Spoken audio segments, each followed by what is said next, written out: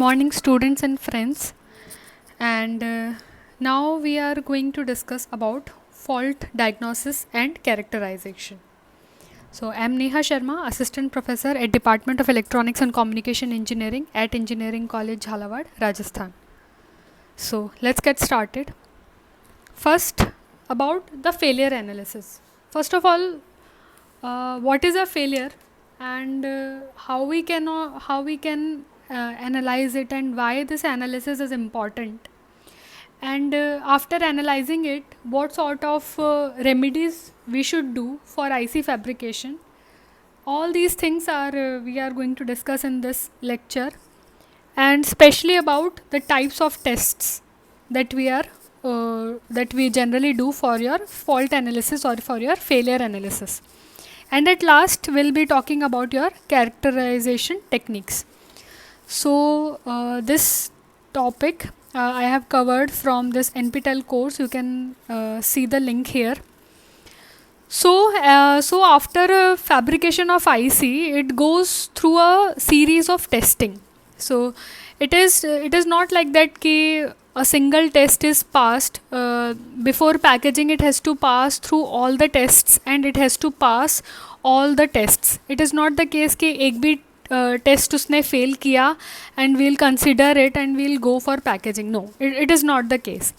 So we know in a chip there are like millions and trillions of transistors. So it is not that like each transistor functioning is to be checked. हर एक transistor का functioning नहीं check करेंगे. If we have to check, मतलब अगर एक भी हर एक transistor का फंक्शनिंग स्टार्टिंग से चेक करने लगेंगे तो it will take a lot of time, है ना.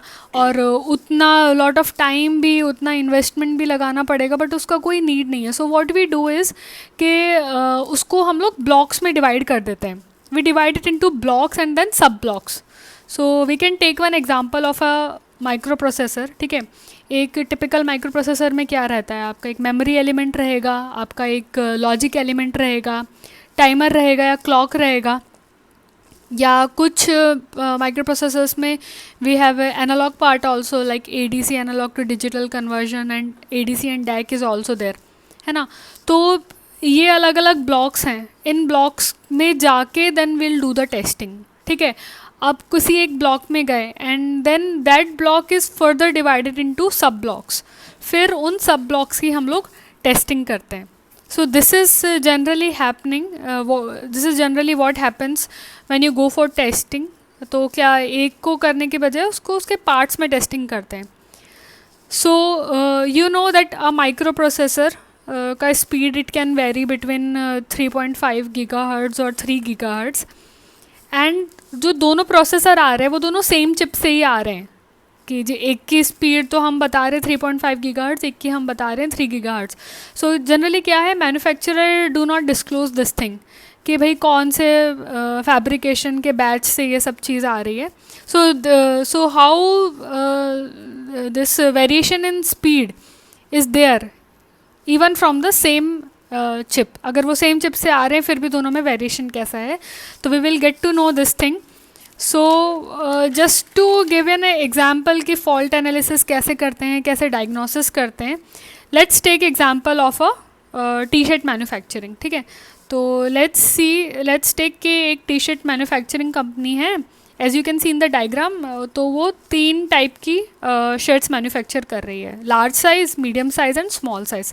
सो यू कैन सी कि लार्ज साइज़ में you need a more cloth, medium size में उससे थोड़ा कम लगेगा, एंड स्मॉल साइज़ में बहुत कम क्लोथ लगेगा. And you can see here कि उस पर एक ग्राफिक्स बना हुआ है, एक प्रिंट बना हुआ है फ्लावर वाला, है ना. सो ऐसा T-shirt हमको चाहिए आफ्टर T-shirt मैन्युफैक्चरिंग. तो large size, medium size and small size के उस T-shirt मैन्युफैक्चरिंग वाले ने प्रोड्यूस किए, है ना. Then after just making those T-shirts, it should go for quality check. ऐसे तो नहीं ना डायरेक्ट आके मैन्युफैक्चर करके डायरेक्टली सेल कर देंगे, नहीं, ऐसे नहीं होता. First it should go for quality check. So I have divided into like, then in the quality check we will go for fault analysis. ठीक है, तो पहला है कि कोई फॉल्ट नहीं है, एकदम परफेक्ट है वो T-shirt. Let's take example of a large size T-shirt. ठीक है, एकदम परफेक्ट है, उसके अंदर कोई फॉल्ट नहीं है. ऐसा नहीं है तो then we will sell it for highest price, ठीक है। अब उसके अंदर थोड़ा बहुत प्रॉब्लम है ना, हल्का हल्का सा कुछ है प्रॉब्लम, तो हम उसको डिस्काउंटेड रेट पे सेल करेंगे। कि सपोज़ जो ग्राफिक्स का जो प्रिंट आना चाहिए था उतना, मतलब उतना ज़्यादा, प्रिंट इज़ सेम बट उसका क्वालिटी इतना अच्छा नहीं आया, तो क्या करेंगे हम उसको डिस्काउंट रेट में निकाल देंगे।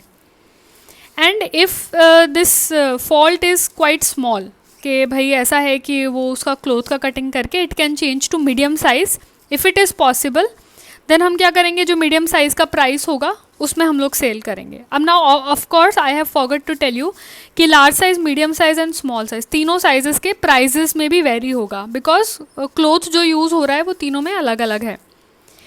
And the last one is when the fault is very big, कि भाई उसको कुछ चेंज नहीं कर सकते, then it goes into the rejection. तो वो रिजेक्शन वाला जो कंपार्टमेंट रहेगा उसमें जाएगा ना। उसको डायरेक्टली हम लोग फेंक नहीं देंगे कि भाई ये रिजेक्ट हो गया तो इसको फेंक दो, नहीं, ऐसा नहीं करेंगे। What we do, we will go and diagnose कि भाई इसमें क्या कमियां रह गई थी, क्या हम उनका सुधार कर सकते हैं। फॉर एग्जांपल जैसे इसके अंदर मैंने ड्रॉ किया है कि भाई वो जो ग्राफिक्स आया है ना, वो कंप्लीट ग्राफिक नहीं आया, वो जो फ्लावर का आधा ही प्रिंट आया है, प्रिंट नहीं आ पाया। इसका मतलब क्या है कि प्रिंटर जो प्रिंट कर रहा है या जो सपोज एम्ब्रॉयडरी कर रहा है उस मशीनरी में कुछ प्रॉब्लम है। तो भाई प्रॉब्लम पता चल गई, उसका सॉल्यूशन भी पता चल गया, then we will go and look into कि भाई एम्ब्रॉयडरी वाले सेक्शन में या प्रिंटिंग वाले सेक्शन में क्या प्रॉब्लम है। अगर हम उसे ठीक कर सकते हैं then will correct it, we will again go for manufacturing as you can see in the loop here, and then again we will go for quality check. तो ये तो बात रही हमारे टी शर्ट मैन्युफैक्चरिंग में क्या होता है। Very similar process is used whenever we are going for your chip fabrication, ठीक है। उसमें भी वही है कि तीन टाइप के, for example you can see here in the another diagram, तीन टाइप के आपके माइक्रो प्रोसेसर है with 3 different speeds, 3.5 gigahertz, 3 gigahertz and 2.8 gigahertz. तो क्या है कि अगर सपोज हमारा इंटेंट तो ये था कि भाई हमारी स्पीड 3.5 गीगाहर्ट्ज़ होनी चाहिए, बट किन्हीं कारणों की वजह से कुछ छोटे मोटे उसके अंदर फॉल्स आ गए, है ना, उनकी वजह से वो 3.5 गीगाहर्ट्ज़ पे नहीं वर्क कर पा रहा, and it is working very perfectly at 3 gigahertz. So what we will do, अब भाई 3.5 गीगाहर्ट्ज़ के हिसाब से तो वो फेल हो गया, बट उसके अंदर कुछ चेंजेस करके we can sell this 3.5 gigahertz processor जो कि फॉल्टी निकला है एट 3 गीगाहर्ट्ज़। तो हमारा एक नया प्रोसेसर बन गया इससे, जो कि 3 गीगाहर्ट्ज़ पे एकदम सही परफॉर्म कर रहा है। तो this example you can see here, but जैसे 2.8 गीगाहर्ट्ज़ का हमें बनाना है तो then again we have to make it in a different way. अब वो क्या है कि वो अगर हल्का सा भी फॉल्टी हुआ then we can sell it for 2.6 gigahertz speed पे भी हम उसको, प्रोसेसर की स्पीड पे भी हम उसको सेल कर सकते हैं। सो all these things are there whenever we are going for your fault analysis. Now moving on to the next is failure analysis. So क्या है कि एक there is a complete team which actually goes for this failure analysis. So क्या है कि वो layer by layer check करती है कि भाई जब जो फाइनल रिजेक्शन वाली लिस्ट है उसके अंदर कि भाई कोई चिप कंप्लीट फेलियर हो गई तो वो लेयर बाय लेयर चेक करेगी and then find its exact location of failure. तो वहाँ जाके, so it is generally a very time taking process. एक वेफर को करने में अराउंड 2 to 3 days लग जाते हैं, तो it is a time taking process. Next one is your parametric testing. So there is a misspelling, will all the wages नहीं है, वेफर्स होगा इसमें, will all the wafers and chips go for testing, सारे के सारे जाते हैं, तो no, this is not the case. हम लोग एक साथ नहीं भेजते, we will send it in batch. So before moving on to the parametric testing, there is a term called superficial testing. तो superficial testing क्या है कि जैसे suppose you are going to buy a computer, ठीक है, computer ख़रीदने के लिए आप मार्केट में जाते हैं, तो ऐसा नहीं है कि and you do not know कि भाई कौन सा कंप्यूटर लेना है या नहीं लेना। Suppose you have very least knowledge about it, है ना, तो तो इनिशियल टेस्ट क्या करोगे आप, शॉप पे जाके you will look for the various PCs जो शॉप वाले दिखाते हैं कि भाई ये आया है, ये मार्केट में चल रहा है, इसका स्पीड अच्छा है, इस पे इसका ग्राफिक्स अच्छा है। तो आप क्या करोगे कि मतलब उस पर कोई ग्राफिक्स चेक करने हैं तो कोई गेम प्ले करके देखोगे या कोई मूवी लगाओगे, है ना। All those things you will go for testing, है ना, कि एक एक चीज़ करके। अब सुपरफिशियल टेस्टिंग क्या है, ऊपर ऊपर से जांचना किसी चीज़ को। तो then you go for shop, अब उसने दिखाया कि भाई जो कीबोर्ड है वो कीबोर्ड की कीज़ वर्क नहीं कर रहे, ठीक है। दूसरा कंप्यूटर दिखाया, उसके अंदर उसका जो स्क्रीन है उसमें थोड़ा कुछ प्रॉब्लम है। तो ये हुई, तो आप उनको आगे देखोगे ही नहीं कि भाई वो काम कर रहे हैं कि वो काम नहीं कर रहे हैं, वो आप उतना डिटेल में जाओगे ही नहीं, है ना। You will directly move away from that shop and you will start looking for computers in another shop. तो ऐसे ही सुपरफिशियल टेस्टिंग है, ठीक है। बेसिक स्ट्रक्चर्स होते हैं, बेसिक टेस्ट स्ट्रक्चर्स होते हैं जो कि हम लोग फैब्रिकेशन के टाइम पे बनाते हैं। अब क्या है, टेस्टिंग के टाइम पे वो टेस्ट स्ट्रक्चर्स हम लोग टेस्ट करेंगे पहले कि भाई अगर वो ही काम नहीं कर रहे तो उनको हम लोग डंप कर देंगे, आगे हम लोग टेस्ट करेंगे ही नहीं। तो ये होती है सुपरफिशियल टेस्टिंग।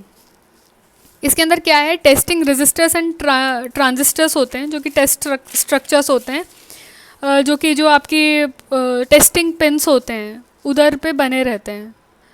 तो आप उधर अपने टेस्ट स्ट्रक्चर लगा के टेस्ट करेंगे एंड अगर काम कर जाते हैं तो ठीक है, अगर नहीं काम करते तो वो पूरा का पूरा बैच आप रिजेक्ट कर देते हो। नेक्स्ट आता है the curves and scrub lines. इन्हीं को हम लोग कर्व या स्क्राइब लाइंस बोलते हैं। स्क्राइब लाइंस इज़ बेसिकली क्या हो गया कि for superficial testing few transistors and few resistors are created on the side of the chips, मतलब between the chips आप उनको बना के रखते हैं। So in the lithographic section we learned that in a mask there are many chips and in the gaps between the chips and the corners alignment marks are placed. In the remaining space between the chip the test structures are used. So these test structures are known as your curves or scribe lines. So these tests are known as parametric test और process tests. तो क्या एक साथ एक एक wafer को आप नहीं चेक करोगे, ये जो प्रोसेसिंग होती है it is in batch. Like suppose total 200 batch का टोटल 200 वेफर्स हैं, उसके अंदर आप 25-25 का एक बैच बना देते हो। तो जैसे 25-25 के बैच बना दिए वेफर्स के, तो पहले 2-3 आपने चेक किए, वो 2-3 ही पैरामीट्रिक टेस्ट में फ़ेल हो गए, तो आप बाकी को चेक ही नहीं करोगे। तो ये होता है कि भाई अब 2-3 ही अगर फेल हो रहे हैं तो भाई पूरा ही बैच आपका ख़राब है, तो पूरा का पूरा रिजेक्ट हो जाएगा। So this is what is happening in your batch processing, ठीक है। अब so parametric tests are done very very frequently, बहुत फ्रिक्वेंटली हर स्टेज पे हम लोग इसको परफॉर्म करते हैं। So like after the transistors are made, so suppose करो कि there are two transistors like M1 and M2, ठीक है। So first M1 is made and at the manufacturing step, so just before and after the completion of the test, मतलब हर stages में very frequently we have to do this parametric test, ठीक है। तो अगर किसी भी स्टेज पे अगर 2-3 वेफर्स भी फेल हो रहे हैं तो पूरा का पूरा बैच ही रिजेक्ट हो जाएगा आपका, ठीक है। अब कुछ टेस्ट स्ट्रक्चर्स की हम बात करते हैं कि स्टार्टिंग में मैंने मेंशन किया था कर्व्स और स्क्राइब लाइंस, जहाँ पे हमारे टेस्ट स्ट्रक्चर्स रहेंगे।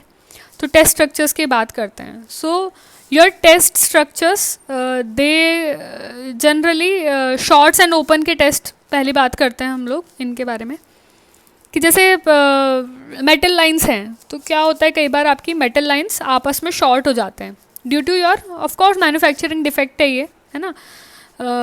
फोटोलिथोग्राफी के टाइम पे कुछ प्रॉब्लम हो गया, एक्स्ट्रा मटेरियल कुछ डल गया, है ना, उसकी वजह से क्या है कि आपके या तो शॉर्ट हो गई लाइंस या फिर ओपन सर्किट हो गया। ओपन सर्किट हुआ या तो बिल्कुल ही ओपन सर्किट हुआ जिसकी रेजिस्टिविटी इनफाइनाइट हो गई, या फिर क्या है कि रेजिस्टिविटी उसकी और कम हो गई।